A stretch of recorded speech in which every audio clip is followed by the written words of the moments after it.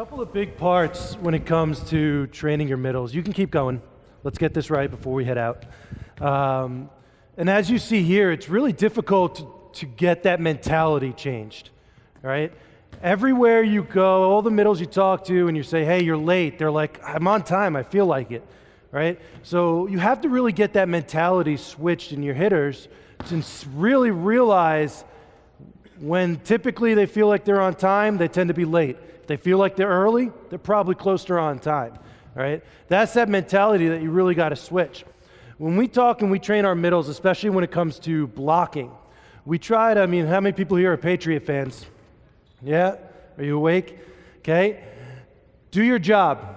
So when we talk about it with your middles and they're going out to a block, every time that you kind of see that, you tend to see both your blockers' heads rising up, watching that ball, following the ball, and they tend not to close the block.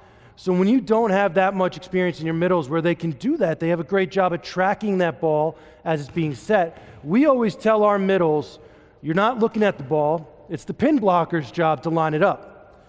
So when we try to get that quicker, we tell them, you look right at the foot of the pin blocker, and you get to that foot. That's their job. And when they jump, you jump, okay? Because as you see with this, it's very hard. Middles, it's a grind. It's really difficult as a middle to do everything you're supposed to do because you have to do it in split seconds. Outsides have it easier a little bit. They got more time to wait. So the big thing as middles is we try to teach our middles to kind of eliminate some of those decisions. So that way the game gets quicker. And one of the ways we eliminate when you do side-to-side blocking is we tell them not to focus on the ball.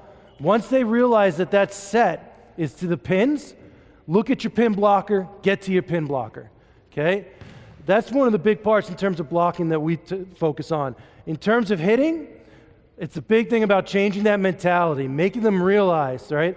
A really good way to do this, if you have any type of means, everyone tends to have a smartphone now.